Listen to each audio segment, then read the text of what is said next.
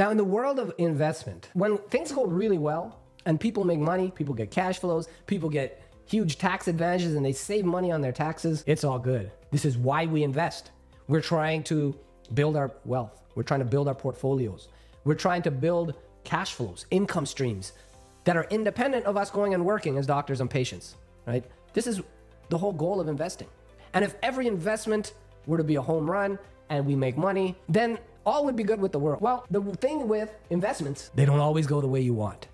And some investments are going to be bad ones. Well, in this video, we are going to break down an example of investment that wasn't a bad investment, but a troubled investment, as well as the investor's mindset and how they deal with it and how they cope with it. Now, we've had, although most of our investments are doing extremely well, in fact, 99% of investments are doing extremely well and are performing along pro forma or exceeding pro forma results, there are a handful that sort of fall through the cracks a little bit and things don't go exactly how we want them to. Well, in this video, I'm going to talk about one of those investments. And I'm going to talk about a call that I had with an investor that was not happy about it. All right, guys, welcome back to the channel. I'm Dr. Jonny Walker, aka Jonny Withananchi. In case we haven't met yet, I'm a veteran endodontist that's went from part-time, working 6 days a week and burned out, to working an ideal schedule of part-time hours. It has given me my time back that I now spend with my family, spend traveling 6 to 8 vacations per year, as well as having the time to pursue my passions and do things that I enjoy doing. And that's educating my fellow doctors on principles of wealth building and financial freedom, as well as investing in real estate. I love real estate. Now, going all in with real estate and really focusing on investing has allowed me to take a step back from my dental clinical practice and my dependence on dentistry. And that's what we're going to try to help you guys achieve on this channel. Before I get into today's video, if you are already know, hey, look, I know I got to get started with real estate. I know that real estate is the way to build wealth most predictably in this country. Go in the description. You'll see a link to the website. Schedule a call with me or one of my helpful teammates, and let's see how we can help you get this party started. All right, so let's talk about this deal, right? So this was one of our only deals that was purchased with floating rate debt. It was really one of our first deals before even the launch of Walk of Wealth. As mentioned before, some of my closest friends and family invested in this deal. The length of this deal was supposed to be a 4-year exit. This deal commenced in 2019 and was supposed to exit 4 years later at the end of 2023. Well, as we know, several black swan events happened and things that we couldn't have possibly foreseen happened. Now, the operating partner that we partnered with, they had two main key principles, right? They were two partners. They started this incredible company where they bought a whole bunch of apartment units. They built a management company to run this deal. They had 60 full-time employees to focus on managing and owning and doing construction of all of their own property. And that's why we partnered with them. We partner with really strong operators. Within a few months of doing this deal, and we closed on a 282 unit portfolio of properties, the key principals had a rift, an irreconcilable rift, and they ended up splitting up. One partner left the company, and now we're left all of a sudden with just one. Now, usually when you have a large company and the leadership team is torn apart in half, that's usually not a good omen, right? Because you have to assume that each of those people are bringing skill sets and carrying one load or the other, right? One guy's carrying this part of the company, the other guy's responsible for the other part of the company. When one leaves, this creates a vacuum for all of these tasks and all of this stuff and all of the management and all the things that that person used to do is now falling into another person, right? And this is while we have a deal in effect. So that's never a good sign. Fortunately, the operator that was left, he was able to shore up and try to hire some more staff and do some restructuring, and he was able to continue on. But then, as we know, in 2020, we had a global pandemic, right? We had COVID-19, and as a result, the world shut down, and there was eviction moratoriums. They said, hey, people can't get kicked out. They have to be, they can stay there without and live rent-free, basically. So now, all of a sudden, with eviction moratoriums, this particular company was dependent, as part of their business plan, was to remove non-performing tenants from their properties, from their portfolios. In other words, tenants that weren't paying any rent. And so in order to remove non-paying tenants and replace them with paying tenants, we have to be able to go through evictions. Now, all of a sudden, the court said, eviction moratoriums, there's no kicking people out during a pandemic, which makes total sense. I'm in agreement with that. But now, all of a sudden, it completely handcuffs the sponsor, right? It's critical for them. It's critical for their business. It's critical for their operations. It's critical for them generating revenue that they are able to evict and raise rents. And then what happened after that was another black swan event, right? We saw the feds raised interest rates 11 times from March 2022 to July of 2023. We saw 11 straight rate hikes, and we saw the fastest interest rate rise in 45 years in this country. This was totally unexpected. Nobody saw it coming. And as a result, a lot of people with short-term floating rate debt got squeezed. Now, all of our investments, besides this one, have fixed rate debt. Just because it's more conservative, it's safer. We know what our debt payment is going to be every month, and we're just going to be, and we know that we don't have to worry about that changing. But now with this particular deal, it was floating rate debt. We bought it at 3%, and now after all these interest rate hikes, that interest rate has gone up to 9%. And all of a sudden, this creates a very serious negative cash flow, right? Because now, not only are we not able to drive the income, we also see the expenses go up, with the debt service go up, and as a result, we're into negative cash flow territory. This wasn't unique just to this operator. This was true nationwide. This created distress for many, many operators. And so much distress that we've seen multiple foreclosures. We've seen people that like, oh my God, this mortgage payment has doubled on me, it's tripled on me.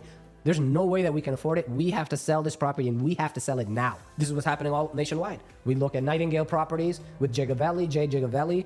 We saw a $320 million portfolio crash and go to nothing. We saw $64 million of investor capital lost. This is multiple deals across the country. To the strength of this operator, he wasn't going to fail. And he was the type of guy that's willing to take a bullet for his investors. This is why we partnered with him in the first place, because he's not the type, when it's the fan, he's not the type to walk away and say, all right, I'm just going to turn over the keys. I can't do anything. I'm just going to foreclose and move on. He stayed on. He fought tooth and nail. And he slowly started weathering the storm. Finally, eviction moratoriums finally got lifted. He's diluted his own equity in the company to stay alive. And now, finally, he was able to add new employees to cover the slack of his partner leaving. And finally, he was able to get the company back on right footing. He fought tooth and nail. I spoke to him almost every 2-3 weeks. Every 2-3 weeks just to see the state of things, how things were going. And because we're completely worried about our investors' capital as well. And so far, he's navigated the storm. He hasn't had a foreclosure. He hasn't had a short sale. He hasn't had a notice of foreclosure even. And now he's gotten through the storm. But we're still not at a point that the portfolio is ready to sell or refinance because interest rates are still really high. So what we're doing in the meantime is continuing to generate more income from these portfolio. Keep stabilizing, keep renovating units, keep bringing in new tenants, income producing tenants, and we keep seeing the income going up, up, up. Every month we see our net operating income increasing. It's just not a favorable time to refinance or to sell, because if you're selling, you're going to be selling at a discount.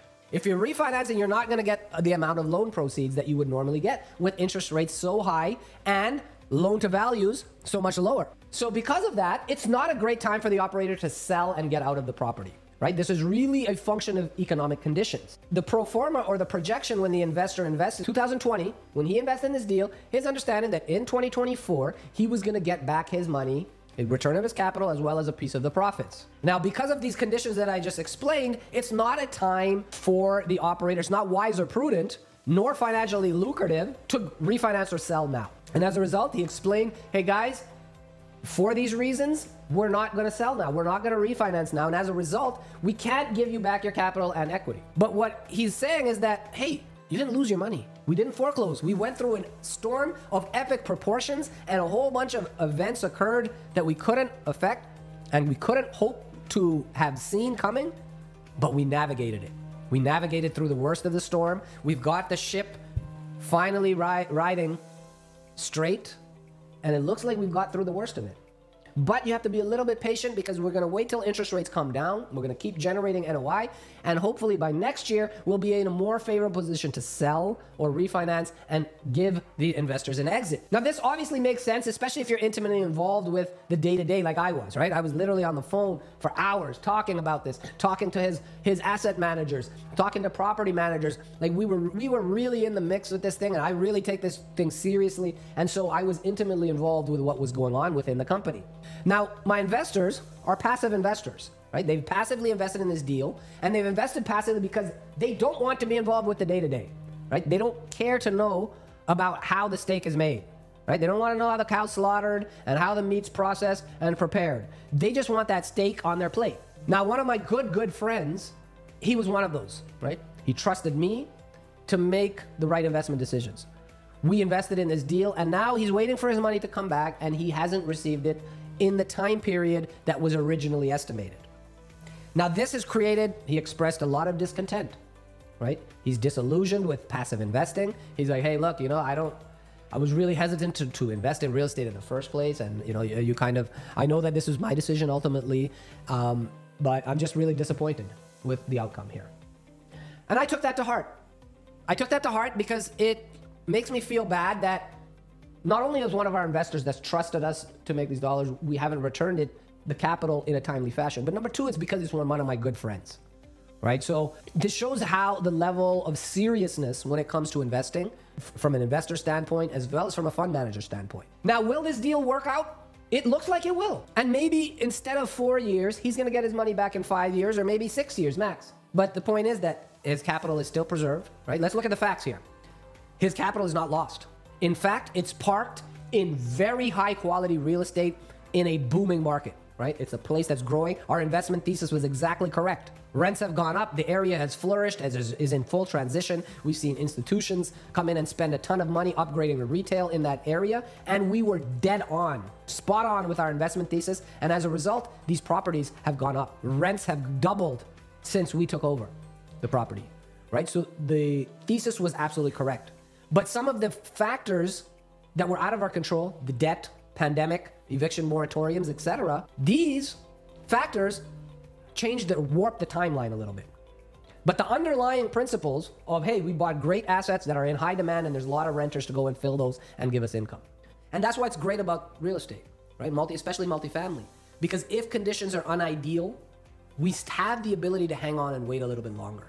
Yes, it's frustrating if things don't happen the way that we want it to. And from the year 2019, 2020, 2021, and the early parts of 22, we were in a complete bull market. Everything was going up in value. Everybody was making money and making money quickly. But those times don't always last. Everything is cyclical. And we're in a different part of the cycle in the multifamily real estate arena.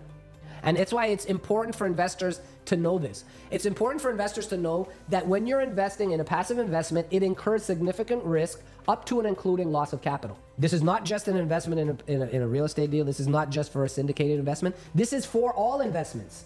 All investments incur significant risk. However, having said that, we have the ability to mitigate the risk by making investment decisions based on the information that we have.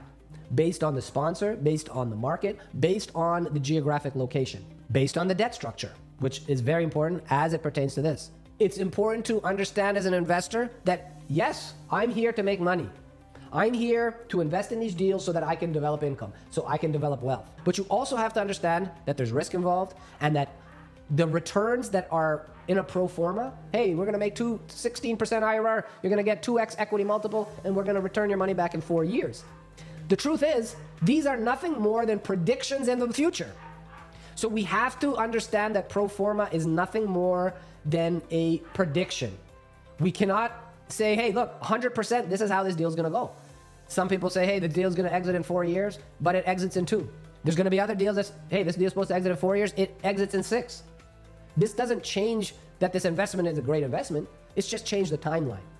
The returns hopefully won't change. And the fact that we're in the deal longer and the values of the properties continue to increase means that the return should also increase, but the timeline may vary. So we have to keep that in mind. We have to take all these scenarios as a possibility before we invest. We have to think about, hey, what happens if I lose my money? What happens if I don't get my money back in the same time period? What happens if the property doesn't cash flow the way that it's going to? These are all factors you have to consider. So you can't just look at, hey, I'm gonna get 18% on my money. I'm gonna make 18% a year, and I'm gonna get my money back in 4 years.